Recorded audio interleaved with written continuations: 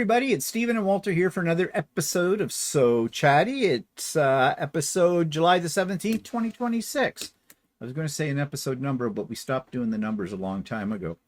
Okay, so what have we been working on? Well, let's start with me because why not? And here he is. The next chapter, chapter 4 of the Art East Second Star to the Right quilt. This is John. Now you're going to say, but he's not all sewn together yet. Yes, he is not. Yes, he is not. That's an interesting expression. Because it didn't say to do that yet. There are other pieces that go to some of the other characters that overlap in here. That's why this one is done in 3 pieces. I'm not really sure why I don't have the head sewn onto the body yet. There must be a reason, but it's not. I double checked in the instructions. He hasn't told us to do that yet. So it'll be coming, I am sure. Now, you probably can't see it on screen, but I have a little oops. Actually, I had a couple of little oopses. And I was just telling Walter and pointing it out. He didn't notice the oops until I said it. But right here in the umbrella tip, that should have come, this piece should have come right over to here and joined up with the tip there. Okay, so because that's the top of the umbrella, that's the top of the umbrella handle, right? And this should have been black fabric here. It didn't. Why? You see this little piece here? I shouldn't be telling you all these little secrets with it, but I'm exposing my oopsies and how I fix them up. There are pieces in this that look like this that the instructions say measure over from the top of the piece half an inch, then draw a line from that point down to the corner of the piece of fabric, rectangular, and then you cut it off and you cut another piece, you do that, and that's how you get some of these weirder angles that are in all of this. I don't know, that doesn't seem, when I finished the unit, it came out too short along the top. So I added a piece of fabric and then I did the cut as I was supposed to do the cut. But that must have knocked this off. So I have fixed it though. You will not see that mistake. How did I fix it? I did not take these pieces apart. There was no way I was going to do that. This is where your Sharpie comes in very handy. A little black Sharpie, just enough, just right in here, filled it in very nicely. And some are going to say, yeah, but when you wash it, won't the Sharpie bleed? No, it will not. Because Sharpie is not water reactive. It is alcohol, rubbing alcohol activated. And this is a quilt anyways. I don't think we'll ever see the inside of a washing machine to start with. So yeah, so I fixed it that way. So that's a tip. Now, normally I would have used a fabric marker for that, but my black fabric marker is all dried up. So I reached for the next thing, black Sharpie. So yes, Sharpies are for the sewing room as well. They're not just for writing, for making labels anymore. So yeah, so chapter 4 is now done, and we can move on to the next chapter, which I looked at and went, oh, it's Tinkerbell, it's the fairy, and it's just a small one. That's not going to take long. Then I saw all the pieces. Oh my God, it just goes from hell to hell. I'm sorry, John, if you see this. I mean, love you dearly. Think you're very creative, as I've said before, and the whole bit. But my mind does not work the way your mind works. I am angularly challenged and little pieces. I'm not good with little pieces. So I have a feeling the fairy is going to give me some hell. But I'm not going to work on that right now. I have other projects I am working on. Like this, for example. This is a series of blocks in the hoop that I'm going to change into a Christmas table runner. I haven't got all the blocks made yet. They take a while. And I have to be honest, I'm starting to get bored with this project. Seemed like a good idea at the time, but I will finish it. It's just, I mean, Christmas is not that close yet. So, and it's going along fine. I just have to make many more blocks before I can sew it all together and make it look like something. So there is that. Now, this was a fail. Okay, and you're going to look at it and go, well, why? It looks kind of nice. It's a bag, a Christmas bag. It's fully lined. It's all done in the hoop, and the little eyelets up here at the top are meant that you put a ribbon through it and tie it, and that kind of thing. Everything was going well going along fine. When I took it off the hoop, you've got to, like with most bags, the lining's on the outside. You have to berth it. It leaves a hole. It showed you how to do that and everything. And pull it through. And then you have to pull it through another time again. But there isn't a hole. But it said, don't worry. It's going to look like that. The opening is sewed up, but it's not. Just release the stabilizer, the tearaway stabilizer. No, I don't see this tearaway stabilizer because I have a solid seam across there. Now, I didn't make the mistake. That was done by the embroidery machine. So I thought, well, how am I going to get this open? So I got out my seam ripper and kind of tried to find where that part would be and kind of ripped it. But in the process of ripping it, I kind of ripped the fabric as well up there. I found a video where somebody was doing this. I can't remember her name or what her channel's called. I used to watch her a lot, but she does a lot of videos about machine embroidery. And she does them kind of live every Saturday or something like that. And she focuses a lot on one particular brand, Anita Good Designs. But she was doing this one. And so I went to the part of her video where she was at pretty much the very end of it. How was she going to open this up? She had exactly the same problem I did. Now, she didn't use the stabilizer they recommended. I used the tearaway. She used no-show mesh in hers, which was a problem because no-show mesh, unlike tearaway, is basically, it's a cutaway. You have to cut it, whereas tearaway, you can just, rip it. Yeah, rip it like a frog. So she was struggling with it, but she figured it out and used her seam ripper, and she didn't hack the edges of her fabric. I did.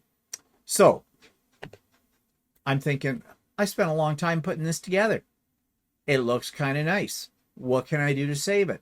First of all, I thought, well, okay, I can't just sew a straight seam, like a straight line of stitching across the top. You're still going to have jagged edges. You're going to have rough edges, right?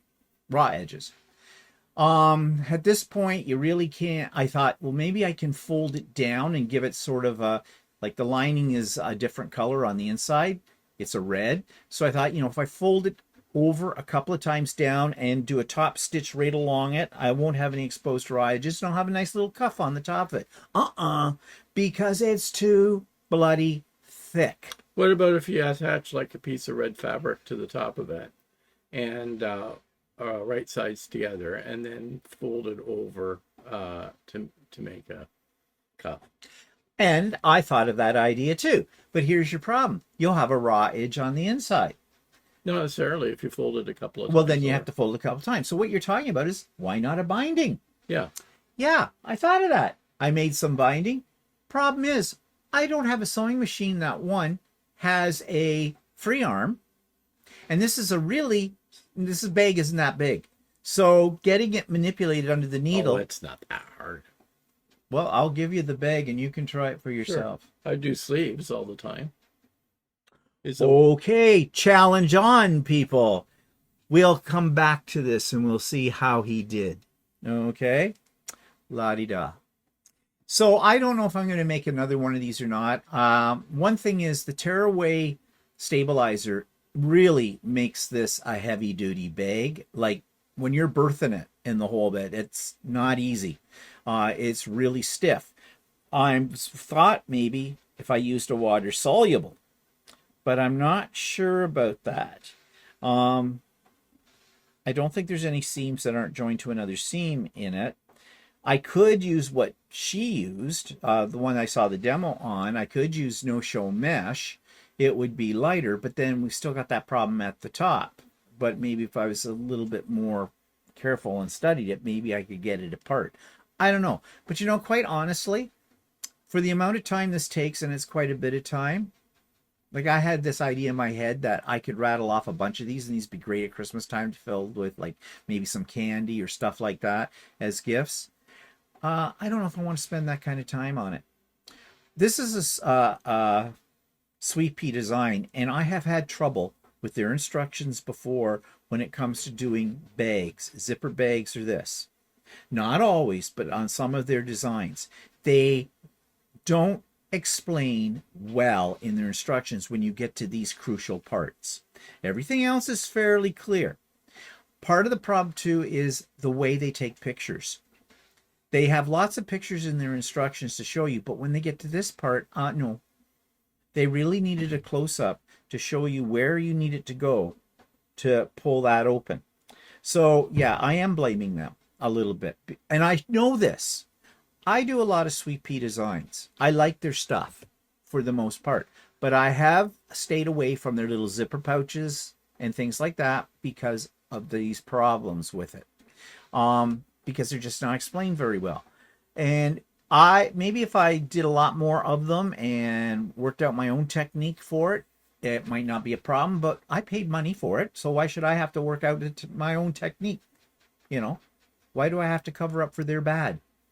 So just a warning. Now there's going to be people out there that are going to write a comment. I have done all kinds of Sweet Pea designs and I've never had a problem. They're excellent. Well, if it works for you, good for you. That's all I can say. You are a bigger person than me then. You are a god in your own mind. Yeah, okay. So enough about that. But we'll let Mr. Yeah, now he's second thinking this and going, oh, okay. We'll see what he can do. Well, garment sewers, you know, if you know. Okay. So I don't think I've got any other things on there to show you, but now it's Walter's turn, and Walter got himself a great big bundle of fat quarters. And you're going to say, but wait, he makes shirts. Well, let's let Walter explain this. What's this bundle? Where'd you get it? What's going on? Well, I just wanted all the different colors of the gray work in, well, it'll be small pieces basically. It's Tula, right? Yeah. Well, I do want to make a shirt where I piece pieces together, and I thought, well, if I wanted to make a collar or something out of a different fabric, fat quarter's big enough to do a collar. So, and he got the idea from whom? Oh, Adam. Yeah, Sews. Adam Sews. You've probably seen Adam's shirt. He made it back a few months ago with the big wolf on it and everything he did, and it's from this line of Tula, and it is a fantastic shirt. So yeah, I think this would be fun when you get done. Now, you had a little problem though when you ordered this bundle of fabric, didn't you? Yeah, well, I looked it up. Amazon had it, but it was really expensive on Amazon. They wanted almost $200 Canadian for this bundle. It's 24 fat quarters. And so I did a search on the internet, and I did find a place in Canada that had it for a more reasonable price. I think they were $133. But they were out in Quebec, and they did free shipping at $150. So I ordered a couple of more meters of fabric from them. Actually, 2 1-meter cuts of and a couple of the Tula gray works. And I ordered it. They said they were processing the order and all this other stuff. And a couple of days went by, and 2, 3, 4 days went by, I think.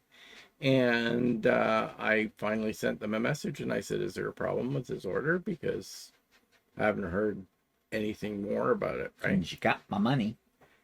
And they sent me a message, because I sent it on the weekend. They sent me a message on Monday and said, oh, we tried to send you a message to tell you that one of your fabrics was out of stock, right? So, which that's what I kind of assumed happened. So I gave them some alternatives, and they had it sent right away. But they didn't really explain why.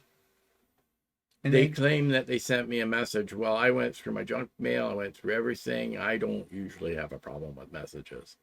And I have a feeling they didn't send me a message. Well, they said they sent it through Shopify.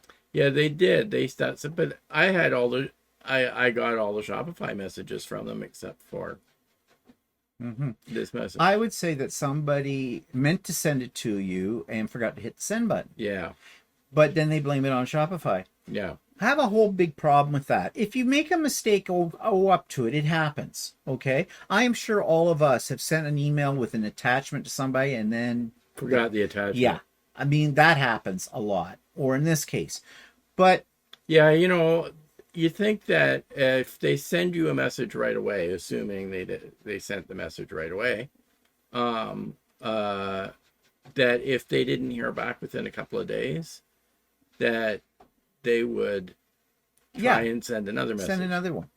But that's the inefficiency. But you want to know something? Just as a coincidence here, on Wednesday on her sew day, one of the people that was on the sew day was talking about an order she had placed to a store, and I won't say what the store is, but it's out west somewhere in Manitoba, I think. And she never got it. It never came. Nothing. They took her money, but she didn't get this, and so she sent them an email, wondering what was happening. Well, they had a lot of excuses. One, Manitoba's had a lot of heavy flooding in the area wherever this shop is. Okay, yeah, they have. But her store was okay. It didn't get flooded. But well, first of all, she told her that yeah, it was must be the fault of the courier because yeah, she'd sent it to the courier. Long story short is this person who owns this store could not do too little for the lady who had done the ordering. She had to investigate herself. She contacted the third party courier business. They said, we have never received it. And they also said there's been a whole bunch. We've been trying to get a hold of the owner of this store because there's a whole bunch of orders that supposedly we're supposed to be shipping out and we don't have them from her. And she's not answering our emails. This lady who did the order, she wrote back to him, said, this is what they're telling me and everything. And this woman, well, and she had every excuse in the book. Well, we've had this terrible thing with the flooding. But her store was okay and it was still open for business. But apparently, wherever she lives in relationship to the store, the road was slightly flooded out or something. She couldn't get in there. She had her 78-year-old mother or something looking after the store, but her mother wasn't very tech savvy and all this stuff. And this, and she was blaming it on everything else. Oh, and she also has like 4 children. And okay, all right. You have more than this is a problem. You have in my mind. And then, wouldn't you know, yeah, the package is still sitting in her store. She never shipped it out. Well, the person who bought the thing finally got it. But this just reminds me of what Walter said. If you're running a business, and I know it's difficult to run a business, but did somebody twist your arm and say you had to open up a quilt store? No. So you need to be on top of your sales because people tell other people when they've had a bad Look, I'm not outing this place. I mean, I'm giving them the reason, a Give them the benefit of the doubt. Yeah. But I might think twice about ordering from them again. Yeah. I mean, mistakes happen. I mean, once we got it corrected, they sent it out right away. Yeah. And I got it within a couple of days. So, I mean, at least they didn't lag after I had it corrected. Yeah. And they answered you back relatively quickly. Yeah. And then when you had sent them an email wondering about where it was at. But you see there, okay, so they were taking ownership of the problem. And I mean, they did make an excuse. Maybe it's a legit excuse. Maybe that happens with Shopify. Yeah, it just I don't seemed weird because I do have a technology background and I checked all my junk mail. I checked everything, all my mail everywhere. I went onto the Shopify, the shop site. I looked around for any kind of messages that I might have gotten. There was no indication of that. Now, it could be whatever they did at their end. They thought they had sent a message, but it didn't happen. So, I mean, I don't know. I don't know how their system works or something. Yeah. So, and I did read something. I did do some more research into Shopify that there are certain conditions where messages might not get sent. Oh. So it could be that because this lady that I'm assuming is a lady that answered me back, said that she had run into a problem like this before, where she thought she had sent a message through Shopify and it didn't get sent. So it could have something to do with. So, just to play devil's advocate here, if I was a business and this was happening to me and I've had this problem with Shopify before, I think I would be on the blower to Shopify about it. Mm-hmm. You know, because Shopify is a business too. Mm-hmm. And they depend upon, you know, shop owners Yeah, and I that know. for this. So, Or she trying to make an excuse for Shopify this for way. her bad. That's, yeah, you see. I mean, if she's had a problem with before, like I said, if she's had a problem before, then by the fact that I didn't answer for a few days, you would think that she would try to get a hold of me by alternative means. She had my email address. But to play devil's advocate with that and take her side, well, I get so busy I just forgot, or I didn't have a list. Well, that's not a legitimate excuse. That is inefficiency with it. But things happen, right? And you're giving her the benefit of the doubt, and I would too. But it sounds fishy because, you know, how many of us have always have had deals with companies that said, well, we sent you an email. Oh, it must have gotten blocked or something, or maybe it went to your spam. That seems to be the kind of war cry. And in some cases, it does happen. But, you know, I guess the only way you can be sure is if you've dealt with them before, and this is out of the blue, this has never happened before. I mean, I've had a similar thing happen from a more local store that is within driving distance, but I decided to get the order shipped. And they said the same sort of thing. I didn't hear from them, and there was one fabric that they didn't have enough of, and was asking me whether it was okay for them to send what they had and refund me the difference from, you know, the cut, or change it to something else. But I didn't hear from them for a few days, and I contacted them, and they said, "Oh, our bad. We wrote their email but forgot to send it." Well, at least they owed up to it. At least they owned it. But it's too bad that they weren't proactive. They were reactive with it. So you had to be proactive. But anyways, these things do happen. This is why we're not calling out these stores. Because, well, I haven't dealt with either one of them. This is the first time Walter's dealt with the one that he was dealing with, and the other one was just someone who told me about their experience. So we're not going to condemn them right now because give them the benefit of the doubt. Although the one out west, that sounds like a lot of crybaby stuff to me. But whatever, I'm not going to deal with them. And so there, they've lost a potential customer just from what one of my subscribers told me. Word of mouth. Okay, so Walter's been busy though. He's been working on his free motion quilting here. That's not exactly my better work. Well, I was having some trouble. They're supposed to be circles. Oh, well, let's go to this one. That one's a little better, but I still was having a problem with that. What about this one? That's the same one that you. Oh, is it just sideways? Okay, fine. Well, I was giving you the benefit of the doubt. It looks better this way anyways. I have trouble echoing around them. This isn't bad.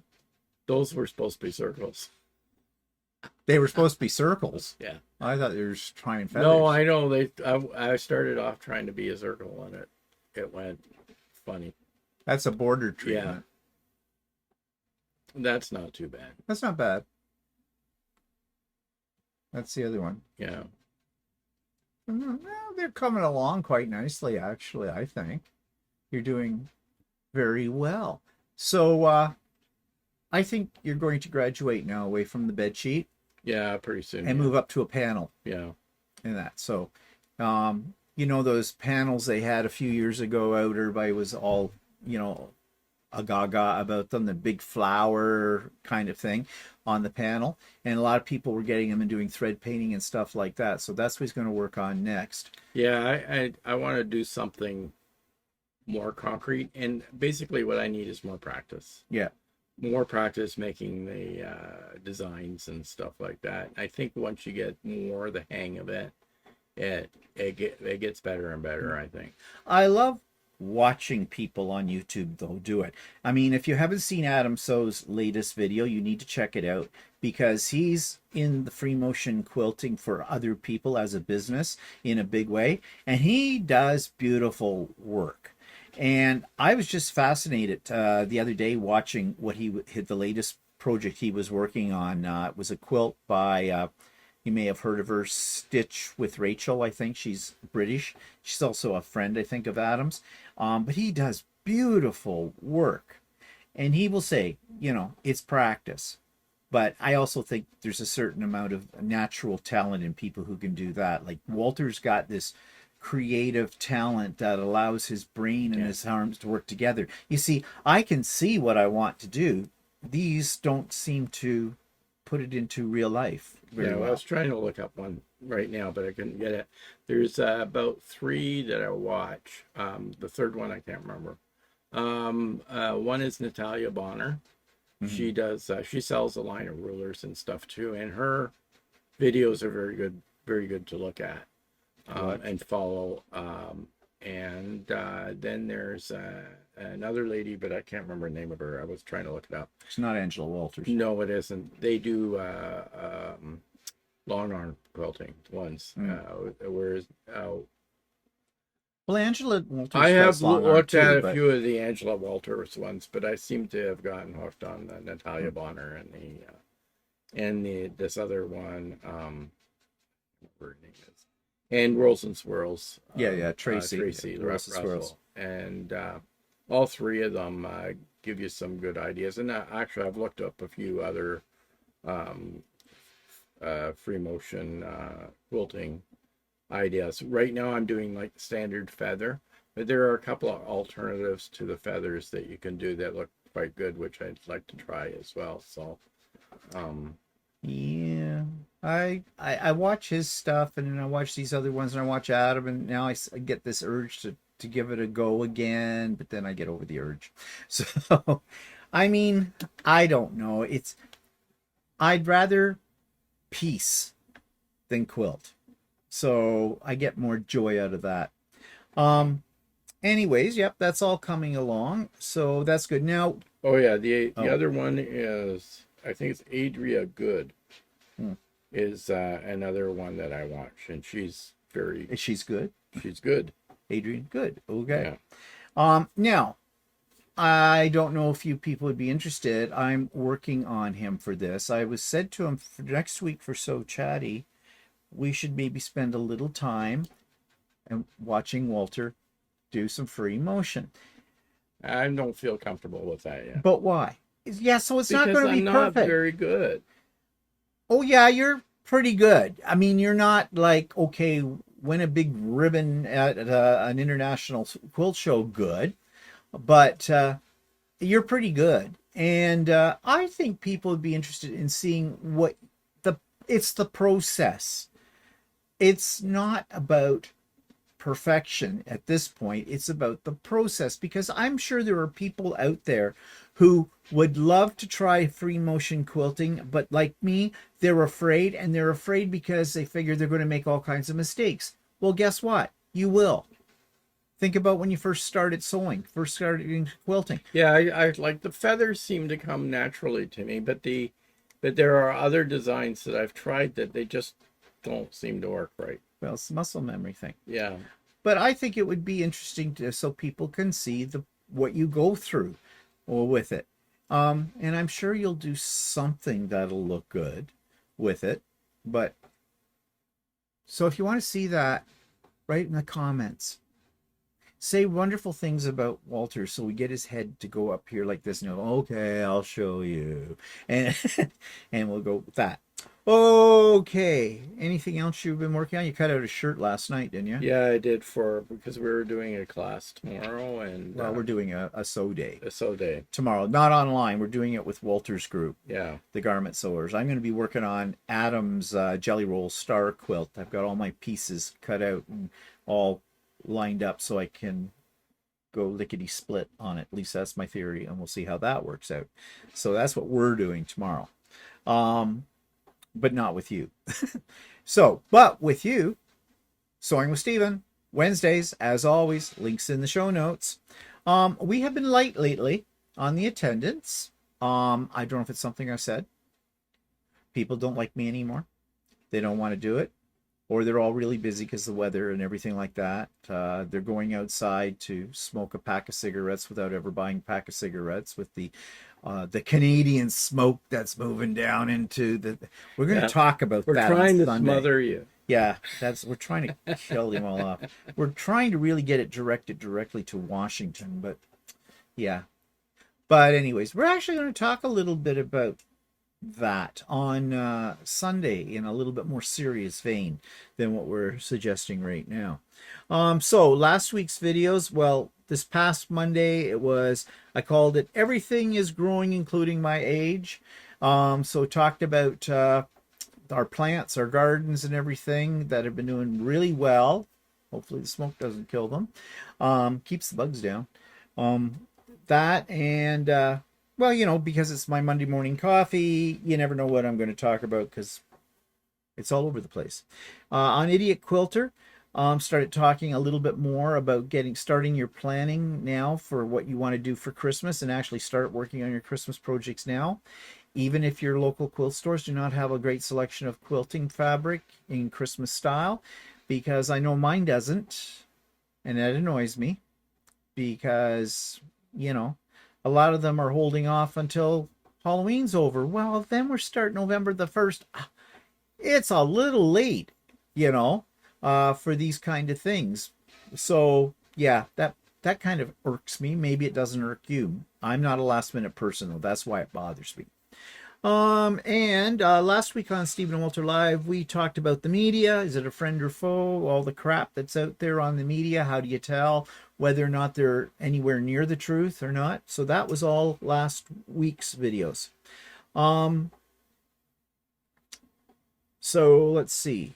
Yeah, that takes us to today's topic. And this was a suggestion from a subscriber. Now, last week we talked about... what did we talk about last week? I don't recall. Talked about the loss of memory. No, about that. We talked about something. Oh, we talked about kits. There we go. That's right, kits. And the problem we have with kits, what's the good, the bad, the ugly about kits? Somebody thought we should talk about stuff like blocks of the month and mystery quilts and stuff like that. Well, I got thinking about it. And I do not like mystery quilts, and I'll tell you why in a moment. I don't think I would like doing something like that. No, either. we'll talk about that in a minute. Don't jump ahead. Okay. No, I forgot what I was going to say. Yeah, and blocks of the month, which I'm doing right now with the Art East one. And so we're going to talk about the good, the bad, and the ugly of those. But before we get into that, I wanted to, not this one. I want to show you just, let's be on the same page about what we mean by block of the month, mystery quilts, and sew-alongs as well. Because a lot of people talk about BMOs or BOMs, which are block of the month, and mystery quilts, and sometimes the two are the same. They can be both or separate. So this is what I found about the definition. A block of the month is a quilting subscription or club where large, complex quilt projects are broken down into bite-sized monthly steps. Participants receive instructions and/or fabrics on a regular schedule, allowing them to complete 1 or 2 blocks at a time. So basically, you're doing 1 block out of a quilt each month until you have all the blocks done. Then, in the final month, you sew it all together and you got a quilt. Sounds good. And that's what it says, how it works. Bite-sized pacing. Instead of feeling overwhelmed by a massive project, you focus on sewing just one specific block. Okay, that works very well with Art East quilts that I'm doing right now. Because in my way of working on things, if I was to do an entire Art East quilt without it being set up, structured, where we're doing one chapter, that's what John calls each part of the pattern, each block, a chapter, because they're literary based. I don't know if I would get as far as I've gotten with it now because it's overwhelming. And that's what block of the months I think are really good for, is for something that is very overwhelming. It lets you space it out a little bit. Wouldn't it also be good for people that procrastinate like that? Yep. It gives them motivation to do the next block. Yeah, it does. It gives you some motivation with it. Delivery methods, you can join a block of the month through a local quilt shop, designer website, or online retailer. Some programs mail you fabric and pattern every month, while others simply send the digital pattern and you supply your own fabric. Okay, so there's different methods of this. That also affects the cost. John sells his as a kit. Sticker shock when you first look at it, but there's an awful lot of fabric with it.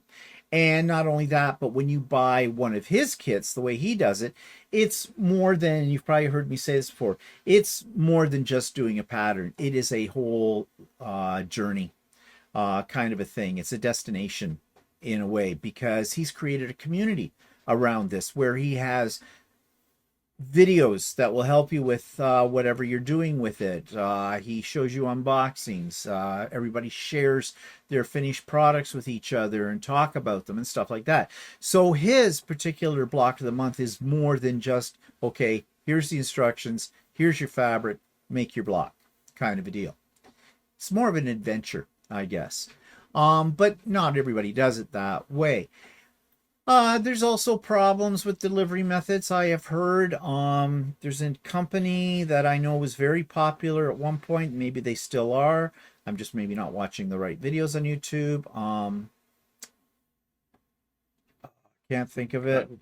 Cotton Cuts. Cotton Cuts. Yeah.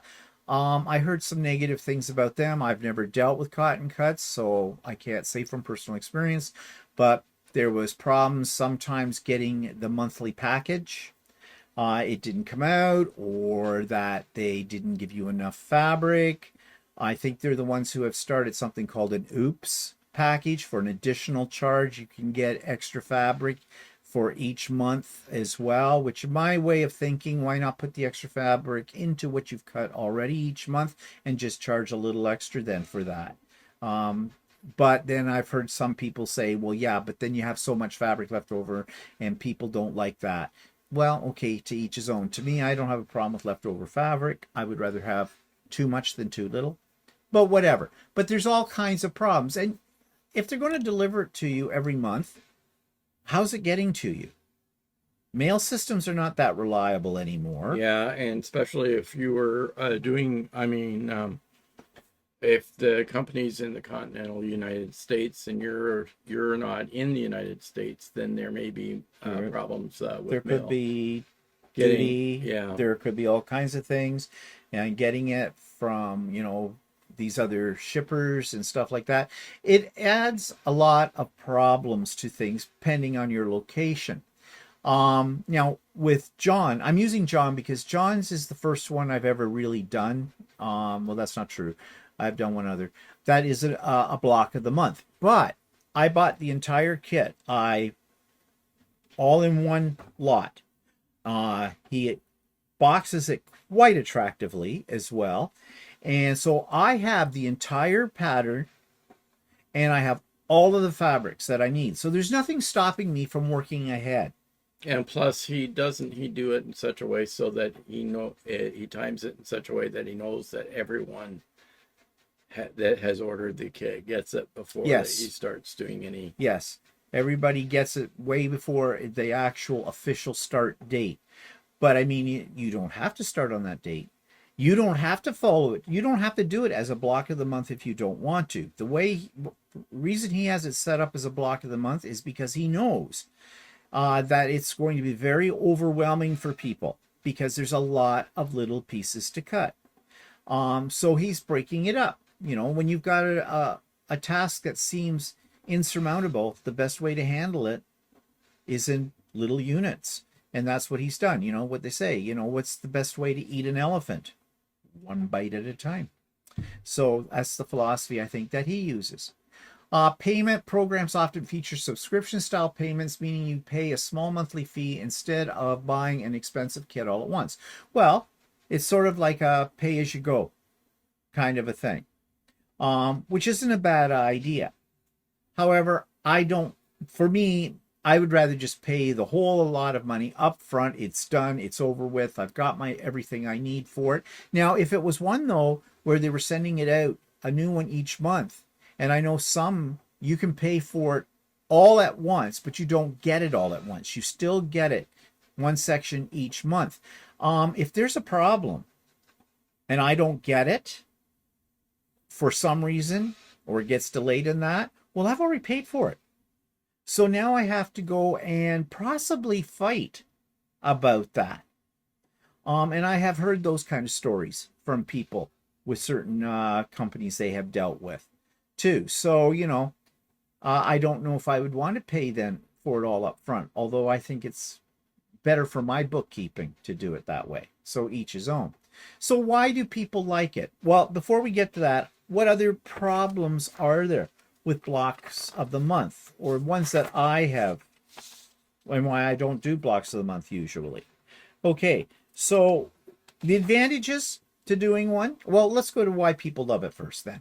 Skill building. Because you generally make a different type of block each month, a sampler quilt, you get to practice and master a wide variety of patchwork techniques. Okay, that's what they're usually good for, because everybody wants to make a sampler quilt, but that could have 5, 6, 10, 12, 20, 22 different blocks. And, depending on your level of expertise with this and background experience, you might struggle with something like that. Ask me how I know. I've done something like that. It took me 2 years. And then Walter didn't like it. But that's a story for another day. Okay, community. That's why we have the quilt on our bed. Oh, yeah. I was trying to figure out which one it was. Yeah. Yeah, but you said you weren't all that fond of it either. It was the colors. I picked wrong. It was my bad. Anyways, I'll still blame it on you. Community. Many quilt shops and guilds host monthly meetings or social groups where participants gather to learn how to sew that month's block, share progress, and socialize. So that's a nice thing, because oftentimes we end up sewing in isolation. I know that I think Russ from Quilt Meets World, he does a monthly one, the Sew Sampler, at his local quilt store. And they've got a really interesting way, if I understand it correctly. You pick up the kit, and I forget what they charge you for the kit for the month. But if you go in at the first of the next month and you show them that you've completed that, I think you get the next kit for free or something like that, or at a discount. I'm not sure exactly how it works. I'm sure after Russ has seen this, he will explain it all to us in the comment section. But that's the advantage there, I think, is even more so to the quilt store, because they're getting you to come in. And if you're coming into the store and you're picking up your block of the month, you're probably going to look around and you'll probably see something else you want too. So, that's very clever. But it does also create a sense of community where you get, probably see the same people all the time when you go in. You're showing off what you've been making, what you've been working on. So I think that's a good thing. Even when you do a block of the month online, there's a community that's established as well, especially if it's done like a sew-along. We'll come to sew-alongs in a minute. Or on a sort of a monthly Zoom kind of meeting. I don't like them on YouTube. I don't like sew-alongs on YouTube, and I'll mention those when I get to that section, why I don't like them. You might, but I don't. So anyways, those are advantages, but what are the disadvantages of doing a block of the month? Well, it can create stress if you fall behind, for example, and then you get more behind, and then you start to rush and you start to make mistakes, and you start to feel you have deadlines, you have due dates, and that takes the joy out of doing something that previously was giving you a lot of joy, because you're now on somebody else's schedule that's been established for you. So that's one reason why I don't like doing blocks of the month, because I know I will fall behind. And I'll be really honest about Art East. I feel stress while I've been working on this quilt. The stress is I don't like the cutting. I don't think anybody does. It's become a big joke. John has t-shirts, cut, so. And it's now become like funny. But it does, for me, it does give me stress. So I like it that he divided it up as a block of the month. In that case, that's the positive. But sometimes I have heard a lot of people that do blocks of the month, not necessarily John's, but other ones, they never finished it. They got halfway through. If it was a 8 month, 9 month, whatever, a year long, they got halfway through and they gave up. They stopped. They got bored, or they found there was other things they would rather do, and so they started to procrastinate. And like you said, well, it would help people who procrastinate not to. Well, but then if they decide that they don't like the end product or whatever they're doing for the block of the month, I could see them saying, well, screw this, I don't want to do this anymore. Yeah. I mean, I did a class like that once. Like, oh, did I you? wasn't happy following the class, and I kept making a lot of mistakes. It was a quilt thing. And I was getting frustrated with it, and then I ended up getting a really bad cold, and I had to miss class. And then after that, I didn't want to go back. Yeah, and that is a problem, like scheduling. If you get interrupted on your schedule, that puts you behind, and then it's so much easier to say, I'll just work on my own someday, like down there. I'll finish it. Which I never finished it. I have it all sitting. I have a bunch of blocks, but they need to be put together. Oh, so I should look at that. yeah, maybe I can finish it. Maybe I have enough. Plus, with the way I was doing it, I didn't really like. It's hard to explain. I was using 3 different colors or something, and now that I've had all the blocks, I couldn't figure out how to arrange it so that they were random. Oh, you'll have to show me this. Yeah. I can't picture this project that you're talking about. You should show this to me. See what I can do with it. I mean, after all, you're going to fix my little bag. Yeah, I mean, I could. I thought of that one that I had. I sort of pulled it out, and thought if I put it together, that it would be another top that I could practice on. This is true. Well, we'll have to look at that further. We'll let you know. Let's stay tuned. Not today, down the road about that. So, anyways, blocks of the month, I guess, depends on who you are, how you best work on things. If you're somebody who loves schedules, you don't mind deadlines, then maybe a block of the month is for you. And wouldn't it also depend on how it's presented as well? Like if you're doing a block of a month, like, I mean, you mean how they set it up, like whether you're in person or on your own? I mean, I think it depends on how it, like, there's some things that, like I said about this class that I was taking, it wasn't a block of the month, but everybody was working on the same project, right? And other people were getting way ahead of other people. And I was lagging behind because I was making mistakes and I couldn't get stuff to work, and I had to get the teacher to help me. And so that was causing me stress. Okay, so you just brought up something I hadn't thought of before. That's sort of a negative about blocks of the month, especially the ones where you are meeting with other people to do it, not ones that you're kind of working on your own schedule. If you have to go into a class to work on it, or even if you're doing it online with a bunch of other ones, there is always that 1 or 2 people in the group who are little peckerheads. Oh, I got that done weeks ago. Look at mine. Look at me. Look at mine. I'm all done now. Actually, John, as of an Art East, he's figured this out too, because he has, as I said, he's established a community where we can show our finished block. He has a date where you cannot post when you've got it done immediately. You have to wait till that date, and that is the reason why he does that. Good. Yeah, is because you're going to get the eager beavers out there who think this is a competition, and that creates stress for other people who are not as confident as sewer or are not as fast or whatever. It creates something that should not be a competition. The only competition should be a competition with yourself in something like that. And it turns people off.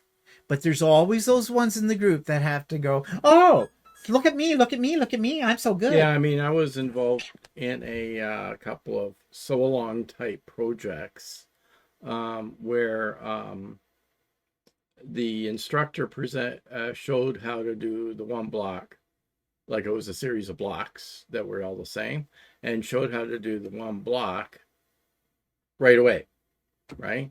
And then sort of allowed people to go at their own pace to make the rest of the blocks, right? Right. Well, I'm slow at it because I'm not much of a quilter.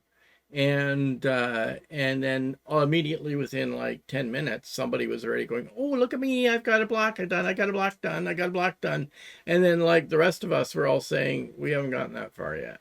Well, that's the And, kind of person in the class where you want to go in, and when she's not looking, you unplug her machine and hide the and code. I fault the instructor in some way of allowing that to occur too. Yes, yeah, that's a good point. If you're working with where there's an instructor, the instructor sets the mood and sets the pace. So if I was teaching a class that way and I said, "Well, that's good for you, but don't you show it yet. Yeah, We don't want to see it yet. We want everybody else to get up to the same level as you. You can go ahead and work on the next ones if you wish and whatnot. We'll look at them because we're going to share together." I think that's why the classes I would took for garment making worked out so well, because each step of the garment process was done and everybody waited till the other person was done. And you did like it was sort of like a block of the month, except it was each week you meant you learned the next thing. Well, no, Like we what, were one we were week? like we were doing like a shirt, like their Yeah. shirt, right? So So this week it was the front panels. Next week's the collar. The week after that's the sleeves. yeah, that's Yeah. sort of how it worked. But they would show you how to do the one section, right? And then basically you waited till everybody else caught up. And the only time it wasn't, some people might say, "Well, I had a problem, I have to pick it out again." Go ahead and keep going forward because it was being recorded. Yeah. So you could go back and revisit it later on, so that like, I mean, I would make a mistake, but I wanted people to get a go ahead because the majority of people had already finished that section. Well, you know something too? There are people out there. This is going a little off topic here, but there are people who take classes not to learn something, to lord over other people. Look how good I am. There are people who need to be, as I would call them, need to be stroked all the time. They want the attention from other people and they want people to say nice things about them and the whole bit. That gives them a sense of superiority. Those are the kind of people you don't want to be in a block of the month group with you. If it's a group that meets for the block of the month, they're the ones who are competitive. They're the ones that you're just going to want to pick up your sewing machine and hit them over the head with it as well. But there are people like that. So that's maybe a disadvantage to a block of the month, given what the setting is for it, I suppose. So then we have got, and the next ones are kind of overlap, so we don't have to do a lot more with those. But what's a mystery quilt? Well, basically it's in the name. It's a quilting project where the final design is kept entirely secret. Participants receive fabric requirements up front, then sew the project step by step through a series of clues released over time. The overall pattern is only revealed once all the pieces are assembled. I hate mystery quilts. The reason I hate mystery quilts is because, especially when they say, okay, you need 2 lights, a medium, and a couple of dark fabrics. Well, I can go out and I can do that. I'll find my colorway and do that. Maybe I want to do it in blues and purples and teals or something, and I'll find all that. But I don't know how that fabric's going to translate into the pieces that go together to make the blocks. So although I have fulfilled the requirements according to the fabric color, maybe, I don't know what it's going to look like, and I may not like the way it's going to look. I may want to have changed the color. So that's one thing. I don't like not knowing. That gives me stress. But then again, other people, I think especially people who aren't so concerned about coordination, maybe are the type of people that are more in love with scrap quilting, and nothing wrong with scrap quilting. I've done them. Where they're not as concerned about matchy-matchy or that kind of stuff, then maybe that's appeals more to those kind of people. But it doesn't to me. I mean, I could see you'd have to be very adventuresome. Yeah. To be able to do that. I personally wouldn't be happy with not knowing what the end product is. So I have done one, and I'm going to show you how it turned out in a moment. But just down here it says how it works. Initial instructions: organizers provide the necessary yardage and fabric specifications, and there's specific quantities of light, medium, and dark fabrics, like I just said before you start. Then they have these step-by-step clues.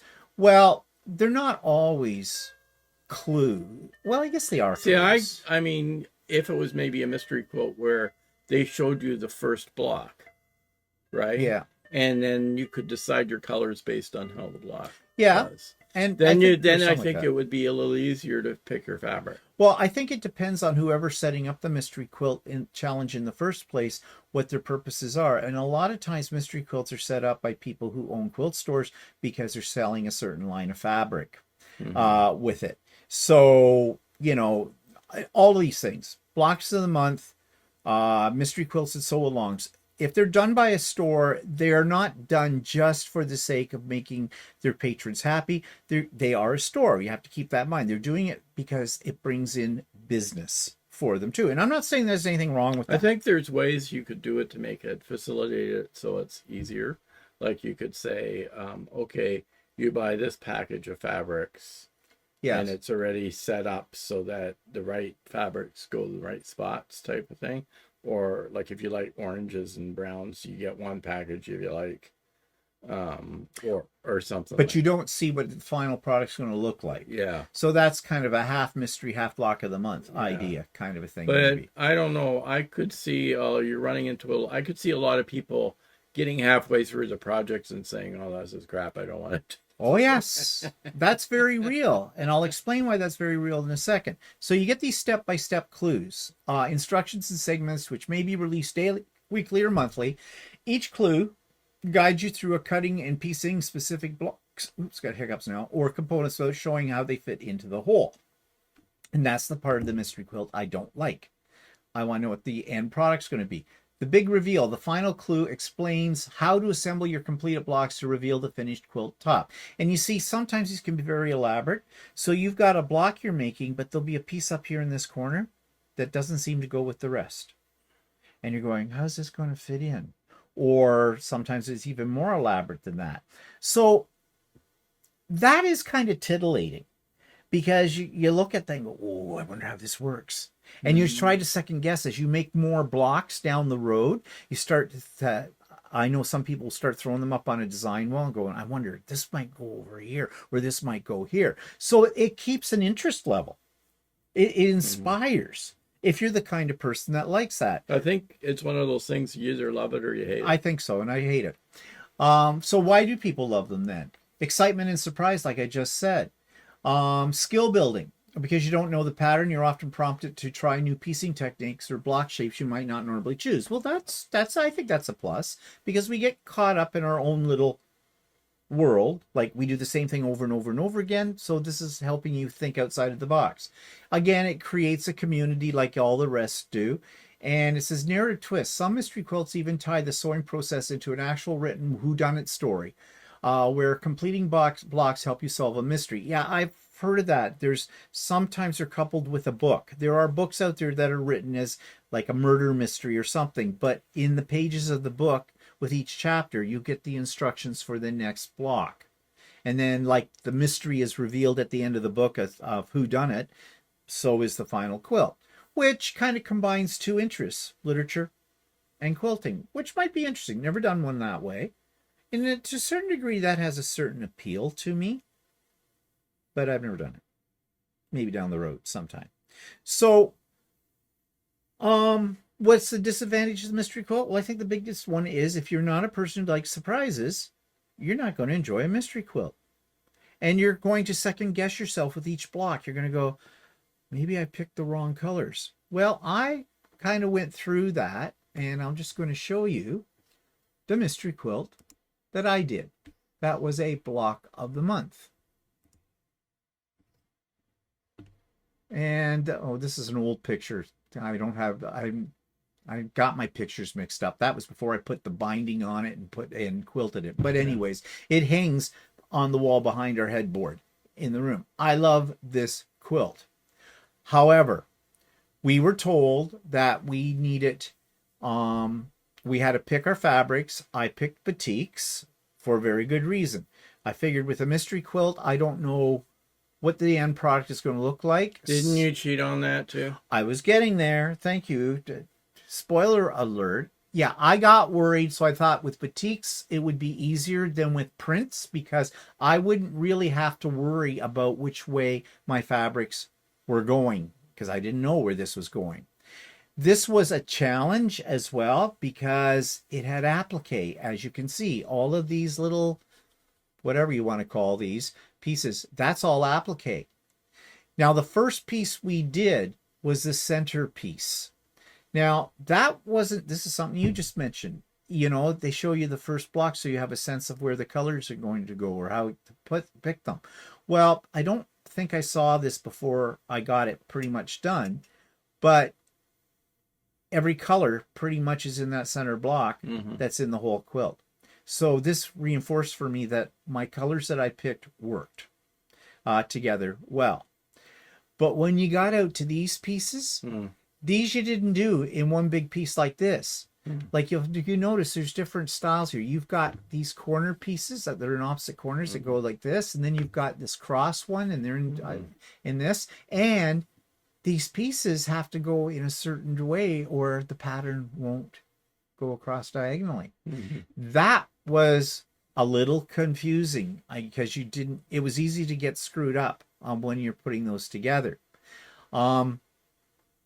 But I managed. Now, this was also done like a block of the month because each month we would get the instructions for the month. And we also met as a group because I did this during the beginning parts of COVID. And so it was all online once a month. And so there was a community. There was a group of us that were the regulars. We were there every time. It was once a week. It wasn't block of the month. It was done once a week, I think. Was it a block of the month? Might have been block of the month. Either way, we met at a certain scheduled time each time period. I was worried about if I was doing this right. So I cheated. I found the pattern online and I found a picture of the finished quilt. I didn't use the picture a lot, but when I wasn't sure whether I was going in the right way, I would use it as a reference point. I didn't have the instructions. I didn't buy the pattern. In fact, I don't think I could buy the pattern at the time. It was a picture I found and I took a screenshot of it. That someone else was doing it, as a store was doing it as a block of the month or something like that. I didn't really tell anybody that I cheated that way. But then I found out afterwards I wasn't the only one. So, but I was really happy. I wish I had the right picture here. With the way it turned out, there's some borders that went on this too. This isn't just that. This was at one stage of the game. Yeah. But it gives you a sense of it. I have shown this quilt before on my channel. But that was my really one and only block of the month I've ever really done, or mystery quilt, I mean. I don't like them. I just don't like them. They give me stress. I want to know what I'm headed towards. You know, I want to see the end game, and so I know I'm on the right track. Yeah, I could see if you had picked different colors and stuff like that, that it could end up giving you a product that you may not have liked as much. And some people did. There were some that were hideous. I hate to say it. I would never say it to their face. But the colors just didn't work. And a couple of them said, you know, if they had known what the end product was going to look like, they would have picked their colors differently with it. So, yeah. So there's those disadvantages to it. Now, the other type of thing that's popular are sew-alongs. Now, I have had people ask me to do a sew-along, and I say no. I will not do a sew-along. And here's why. First of all, from my perspective as a person conducting the sew-along, it's a time commitment. It means that I have to set aside time on a regular basis to actually go into YouTube or on a Zoom link and do the sew-along. Isn't the sew-along also almost like taking a class? In many ways, it is. Now, there are sew-alongs. They call them sew-alongs. They are not a sew-along. in my opinion. Sorry for those of you that are friends of mine that have content on YouTube and you have sew-alongs. The reason I never joined those, first of all, everybody's doing the same pattern. And so they get together once a week or once a month or whatever, and they all work on it. But it's not really a class. Nobody's really doing an instruction. It's just a bunch of people getting together and sewing. But they all happen to be working on the same project. Might be working on a different colorway, but it's the same project. To sit at my screen on a YouTube and watch one of those is like watching paint on a wall dry. If you're not doing that project, you're probably not going to have a lot of interest in it. It's sort of like, well, it's sort of like if you have a sew day and random people are working on projects. If you had broadcast that, it's boring to watch. And that I've had people ask me about my sewing on Wednesdays or my pop-up sew days, why I don't record them and put them up on YouTube later. It's boring. Why would you want to watch other people sewing if you're not doing the same project? And the other reason is that some people don't want to be on camera. Exactly. They don't want to be recorded on. They don't want to be recorded. They don't want all of the world seeing them on camera. My very first pop-up sew day I ever did, I did record it with the permission of the people that were there. I put it up as a rebroadcast on YouTube. You know how many people really watched it from one end to the other? Why would they? It was 6 hours long. I mean, holy crap. Now, I'm not saying that people who run sew-alongs for certain projects, that's a bad thing. There are people out there that truly enjoy that. Also, it gives people maybe ideas. Maybe they'll want to work down the road. They might want to work on the same project on their own. And so this, they get to see the process. They might be not confident sewing that project, and maybe the fact that other people are sewing the project might help them if they run into a snag. Well, also there's the competition factor on those. Some of the sew-alongs I've watched, it's all like rush.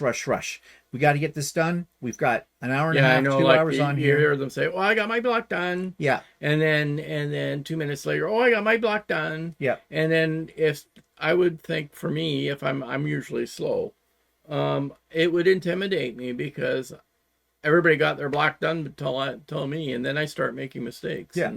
But we're not condemning sew-alongs.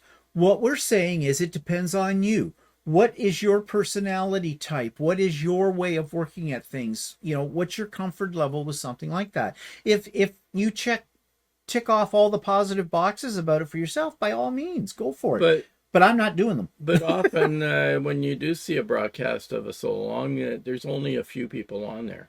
Yeah, it's always a select group. Like it's a very small group. It's almost like a class. Yeah.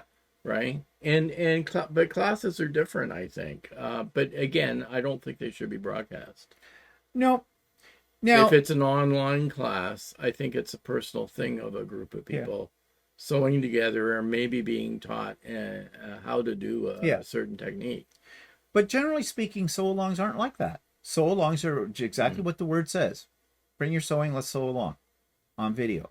I mean, I don't think it's taking full advantage of the media that it's being broadcast in like that. But I don't want to offend anybody on here. If you're a content creator and you enjoy producing sew-alongs and you've got your following, and that's great, because that's another thing about sometimes people create sew-alongs because it attracts an audience to their channel. Just like a store that may offer a mystery quilt or a block of the month program. Same idea. I'm not saying that's a bad thing. It depends on you and what it is you are trying to achieve or what you're trying to gain by joining something like that. I'm not condemning it. Okay. So I don't need hate mail. Okay. I don't need people telling me that I'm very cruel, that, just because I don't like a sew-along doesn't mean everybody. I'm not saying that. You do you. Okay, I want to make that perfectly clear, because there's going to be somebody that's going to turn around and just say what I just said that I didn't want to hear on here as a comment, and then I will have to reveal your comment in a public forum and make fun of you. Okay. Just saying. You take your chances.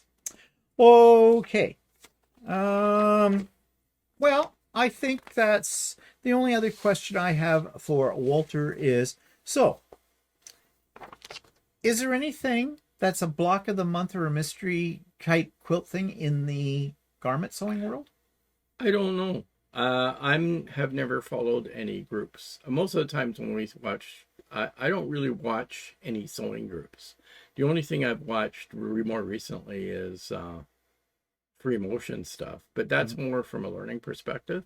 And anything I've ever done for garment sewing or anything like that is watch shows where you're showing me a technique, like doing a certain seam or something like that, or a technique on how to sew. But I've never really gotten together with any groups that sew. The closest thing is the group that we meet in person every month for a sew day, but that's a sew day. Like Yeah, because everybody's working on different everybody's projects. working on different projects, and you're just there to socialize. And that's similar to your Wednesdays things where people get together, they sew on Wednesday, and they socialize and try and get each other to buy stuff. Yeah, we enable each other to buy things. Yeah. But the closest thing to so long I ever got involved in is the classes that I took while during the pandemic. Yeah. But there it was teaching us how to sew a garment of some sort. And it was a class. And it was a class, right? So in some ways it's sort of a sew along, but it's more teaching you how to make something. Well, it's more. And that was instructional. Yeah. So that's the closest thing that I've done. And I can see it as a class, but not as, oh, let's make the same shirt and let's all sew together type of thing, doing it. I suppose you could do it, but I mean, I've done it in in-person class where a couple of people were doing a shirt and we talked to each other about maybe techniques. You could do it like a challenge. Everybody does a shirt, but you have to design your own, kind of like the Great British Sewing Bee thing. Yeah, well, but then that creates stress. It's not fun anymore because it's a competition. Yeah, for me, I'm more of I like to do it on my own type of thing. I do find that going to a class or something like that is tends to be motivational to get you to get something done. But because I tend to leave sewing on the back burner more than it's being my primary hobby. Yeah. So anyways, I was just looking at the picture of my quilt up there. My points are absolutely perfect. God, I am a legend. I just hadn't noticed that. Don't you be... Get your eyeballs out. You're trying to find a mistake. Okay. This was just comments last week. Most of the comments were everybody wishing me a happy birthday. Thank you so much for that. It was a good birthday. Good time was had by all. Well, me mostly. But yeah, because it was my birthday. But I thought this one was really funny. And I'm sure this person wrote this comment tongue in cheek. Terry Smith's hyphen V4G wrote, please share your skin regime. Equals lucky with good genes maybe. You look fabulous. I know that was done as tongue in cheek. But I do have a skin regime, as a matter of fact. Yes, I do use moisturizer. You've heard me joke about that. I go, you're never too young to start moisturizing and that kind of thing. Well, actually, I do believe that. So, yeah. I don't do that. No, and it's apparent. But anyways, I just had to share that because I thought that was funny. Okay, so...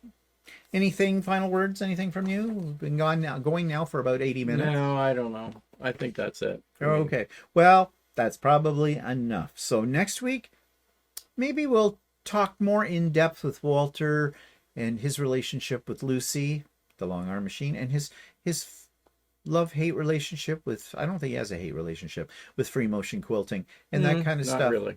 We'll see what I can cajole him into doing next week. Okay. Tune in for Stephen and Walter Live on Sunday. And We'll see everybody next week. Bye. Bye. Hi, I'm just going to interrupt my program for just 1 second to remind you to like the video, to subscribe to the channel, and hit the bell for future notifications. That's all I ask of you. Show me a little love. Thanks.